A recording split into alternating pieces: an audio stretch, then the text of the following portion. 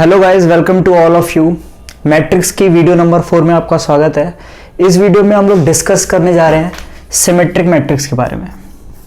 Symmetric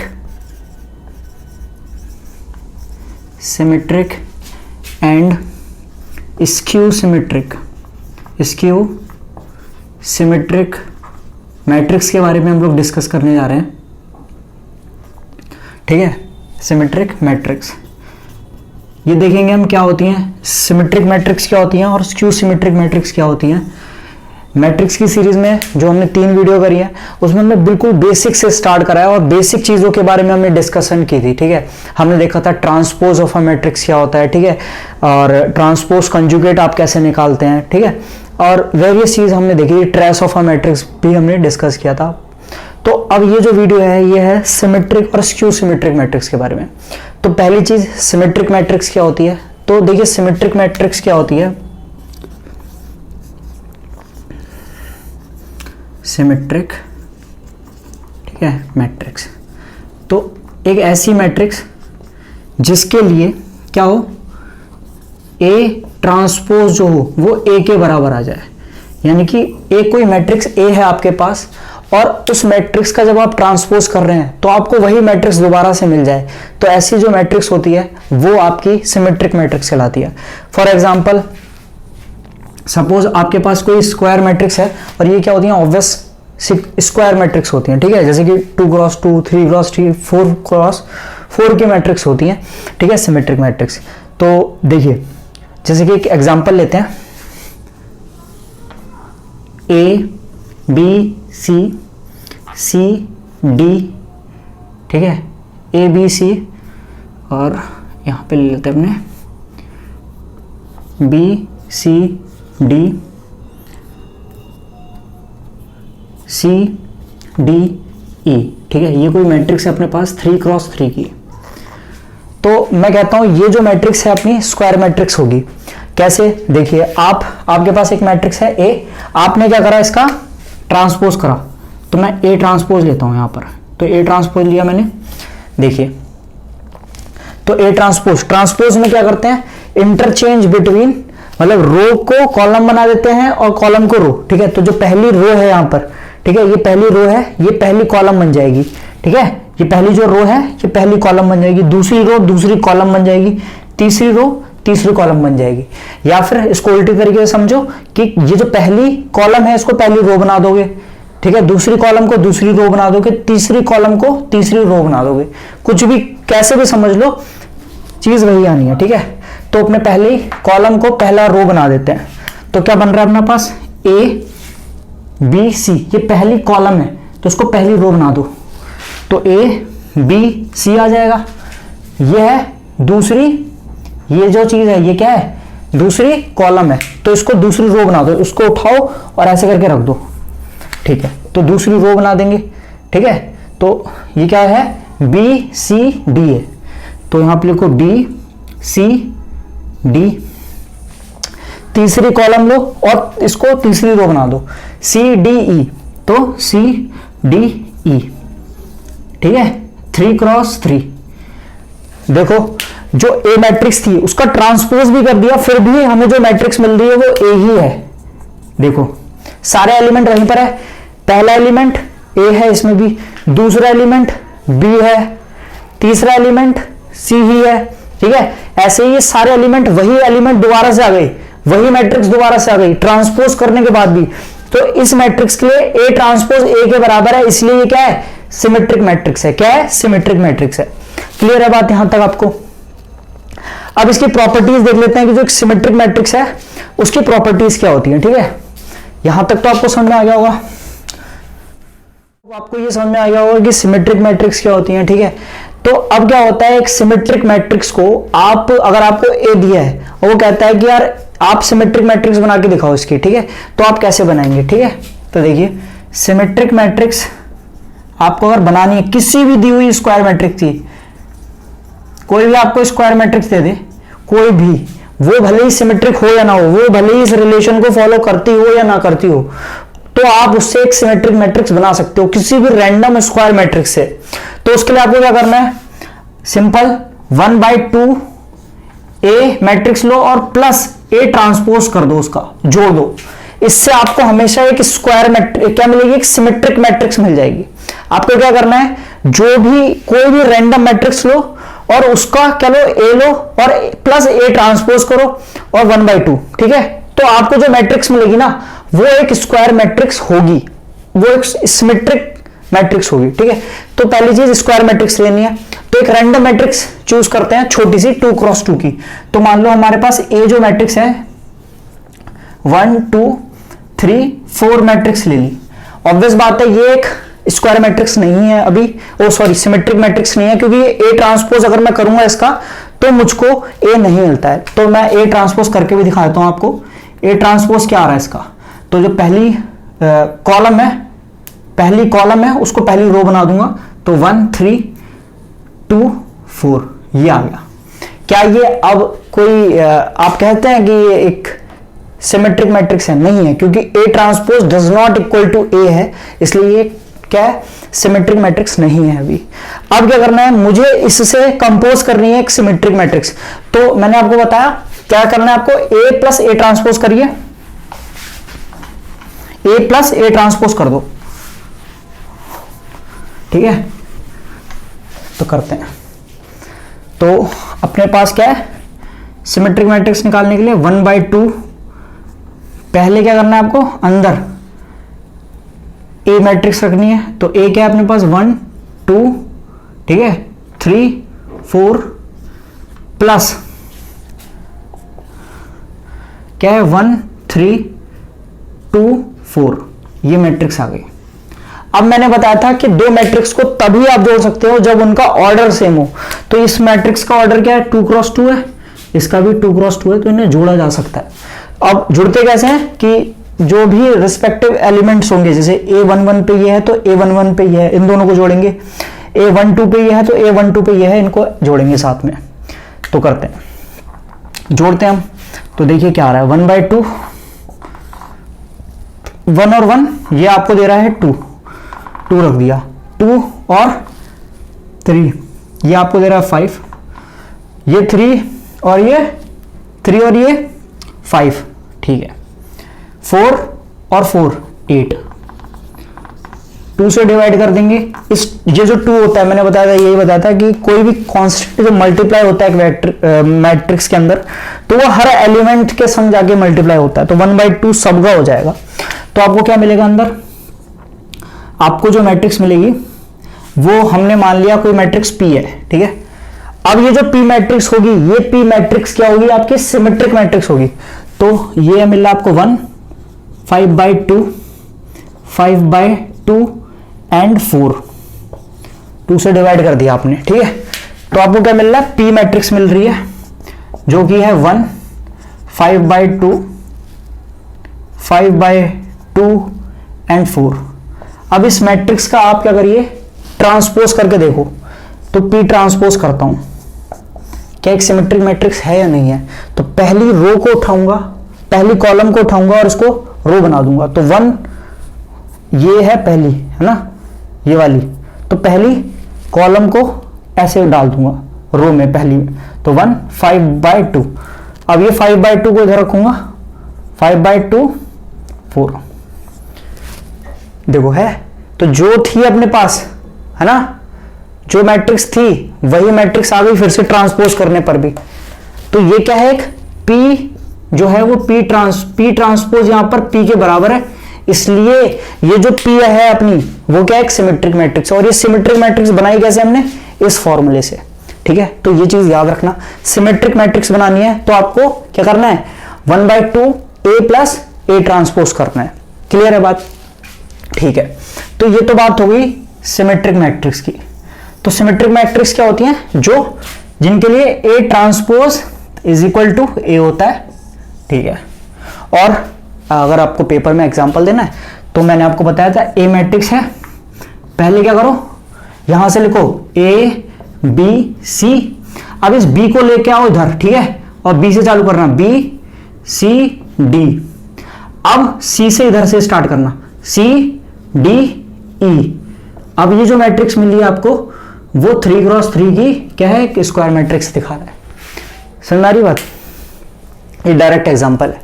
और बाकी square matrix बनानी है तो आप कोई भी मैट्रिक्स ले लो किसी भी ऑर्डर की, तो वो उसको आप क्या कर सकते हो, सिमेट्रिक मैट्रिक्स बना सकते हो बाय यूजिंग दिस फॉर्मूला। आपको करना है 1/2 A प्लस A ट्रांसपोज करना है।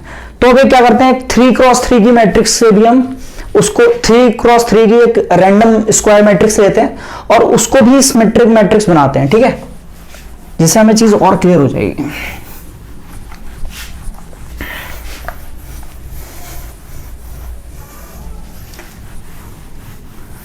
बिल्कुल रैंडम लेंगे जो कि अभी सिमेट्रिक नहीं होगी, इनिशियली सिमेट्रिक नहीं होगी, और उसको हम इस सिमेट्रिक मैट्रिक्स में कन्वर्ट करेंगे, ठीक है।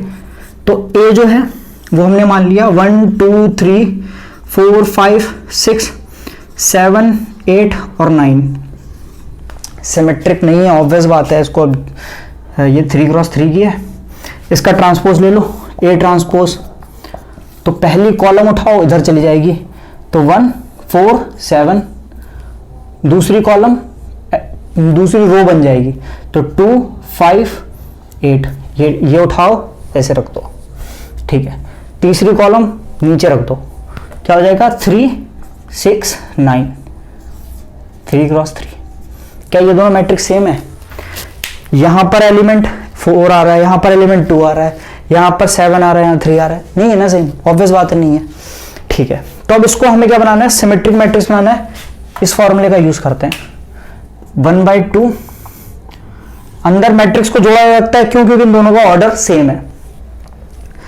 तो अंदर रख दो 1 2 3 4 5 6 7 8 9 प्लस 1 4 7 2 5 8 और 3 6 9, इनको हमने जोड़ दिया, क्या मिल रहा है 1/2, ये मिला अपना का 1 + 1 2 6 10 6 10 14 10 10 और ये हो गया अपना कितना 14 एंड दिस इज आवर 18, ठीक है।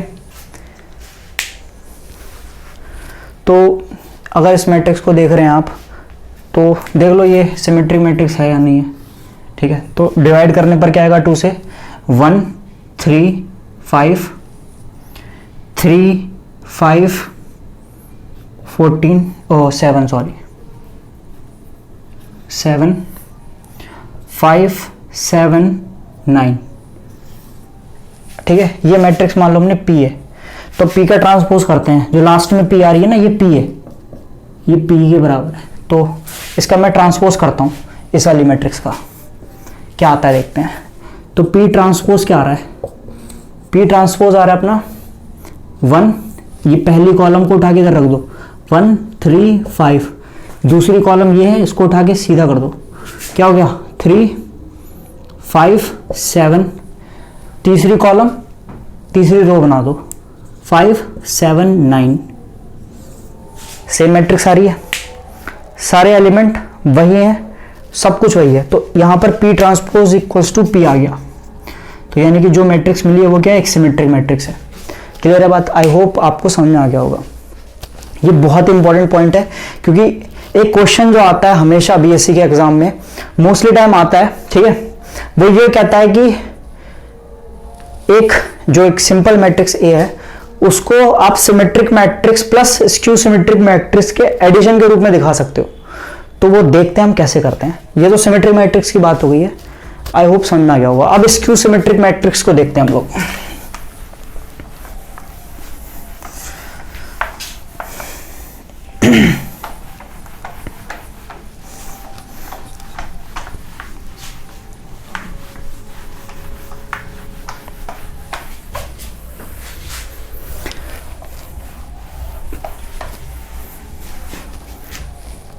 बात करते हैं skew symmetric matrix. Skew symmetric matrix क्या होती है? देखो, एक ऐसी मैट्रिक्स जिसके लिए ए ट्रांसपोज अगर ले रहे हो आप तो वो -a के बराबर है। क्या है? ए ट्रांसपोज जो है आपका वो क्या हो, -a के बराबर है। तो ऐसी मैट्रिक्स को आप कहते हो स्क्यू सिमेट्रिक मैट्रिक्स। ठीक है, तो ऐसी मैट्रिक्स का एग्जांपल लेते हैं हम। ए कोई मैट्रिक्स है मान लो, अब वो कुछ इस तरीके से है 0 A B, ठीक है, A B D और यह A B D 0 0, ठीक है। यहां पर माइनस है, ये A माइनस का है, माइनस का A, माइनस का B और माइनस का D। ये जो मैट्रिक्स है आपकी, ये एक स्क्यू सिमेट्रिक मैट्रिक्स है। देखते हैं कैसे है। देखो, ये जो प्रिंसिपल डायगोनल टर्म है ना, इसमें सब में 0 0 आता है। स्क्यू सिमेट्रिक मैट्रिक्स की पहचान होती है, अभी ये पॉइंट भी लिखा दूंगा कि इसमें क्या होता है, बीच में जो ये वाला टर्म होता है ना, ये हमेशा 0 0 होता है। अब ए है, ए ट्रांसपोज करते हैं, ए ट्रांसपोज लिया तो पहली जो अपनी कॉलम है उसको पहली रो बना दो वहां पर, तो 0 -a -b हो जाएगा, ठीक है। और दूसरी रो को बना दो, दूसरी कॉलम को दूसरी रो बना दो, तो a 0 माइनस का d हो जाएगा। फिर लास्ट में मतलब लास्ट जो कॉलम है आपकी उसको लास्ट रो बना दो, तो ये b, ये हो जाएगा d और ये हो जाएगा 0। ये भी 3x3 का ही है और ये भी 3x3 का ही था, ठीक है। अब देखो इसमें क्या है, इसमें अगर एक माइनस का साइन कॉमन ले लूं तो फिर से मुझे ए मैट्रिक्स मिल जा रही है।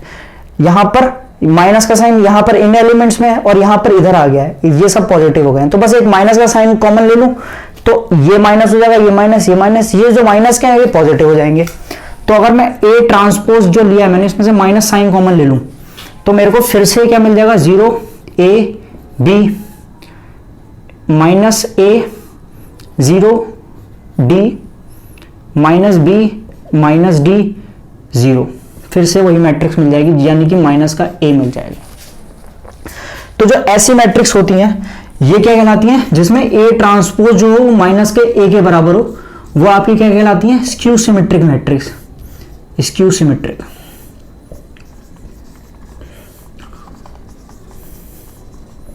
ठीक है, क्लियर है बात। तो जो स्क्यू सिमेट्रिक मैट्रिक्स कहलाती हैं, अब इनकी प्रॉपर्टीज होती हैं कुछ। तो जो पहली प्रॉपर्टी है कि हमेशा याद रखना है, जो भी आपकी स्क्यू सिमेट्रिक मैट्रिक्स होगी उसके लिए जो प्रिंसिपल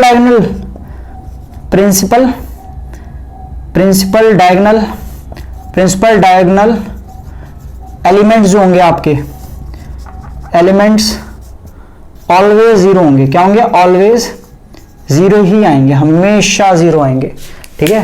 ये देखो, अब दूसरी चीज, एक स्क्यू सिमेट्रिक मैट्रिक्स को आप हमेशा कैसे लिख सकते हो, skew symmetric matrix, skew symmetric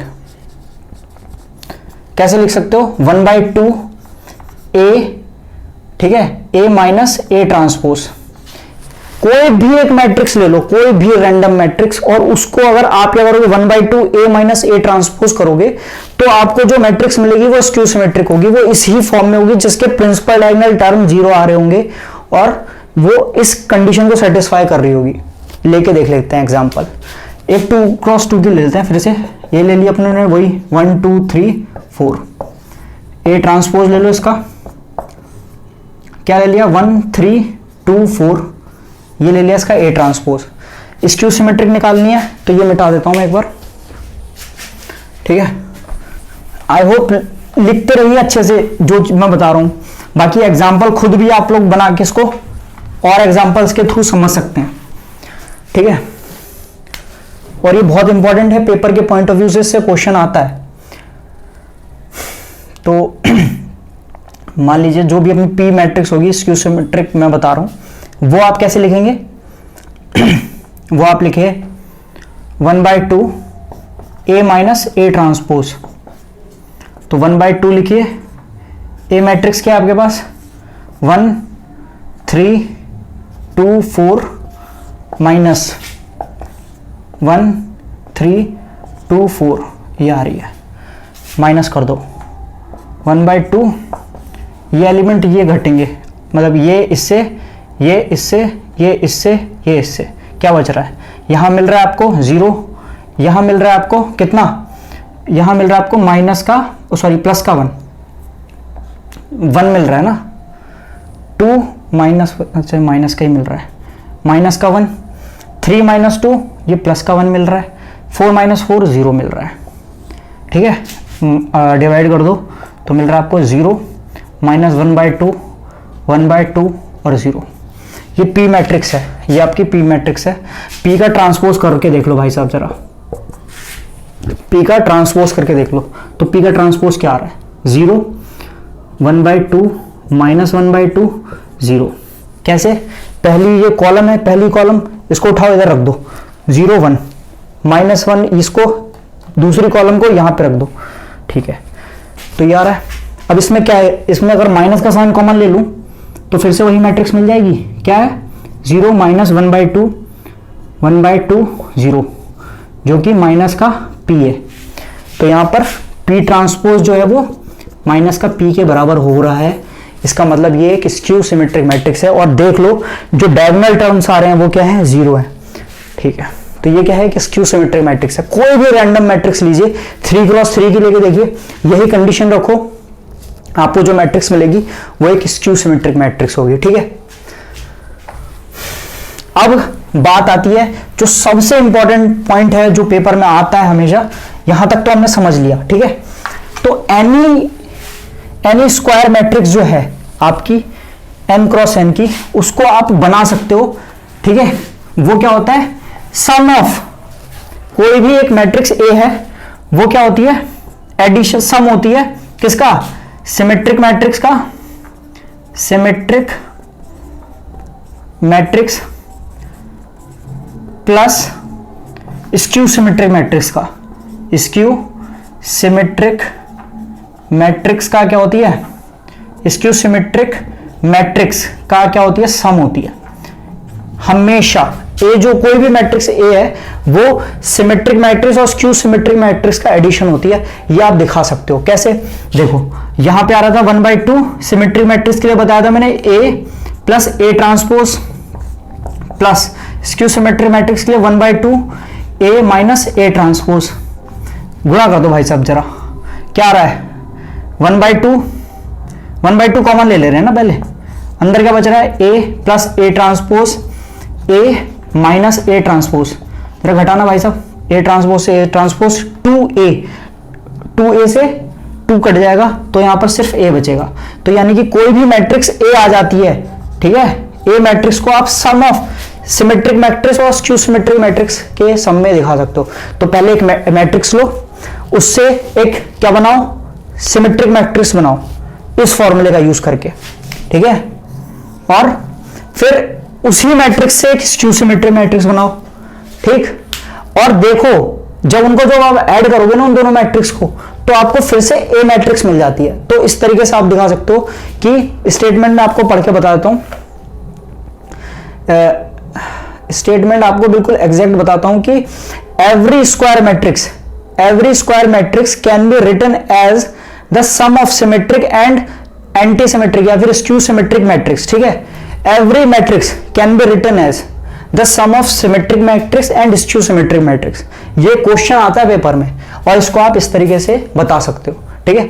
एक एग्जांपल के थ्रू अच्छे से समझा दीजिएगा और ये कैलकुलेशन हो गई है। और आई होप ये जो वीडियो है आपके लिए काफ़ी हेल्पफुल रही होगी और काफ़ी कुछ आपको सीखने को मिला होगा। आगे की वीडियो में हर्मिशियन मैट्रिक्स के बारे में बात करेंगे, skew Hermitian matrix, orthogonal matrix, unitary matrix, बहुत कुछ है सीखने को, ठीक है। तो बने रहिए साथ में और चैनल को सब्सक्राइब कर दीजिए। और वीडियो अगर समझ में आई हो, अच्छा लगा आपको, तो कमेंट करिए, लाइक करिए, अपने दोस्तों के साथ शेयर कीजिए, ठीक है। तो thanks for watching this video, thank you.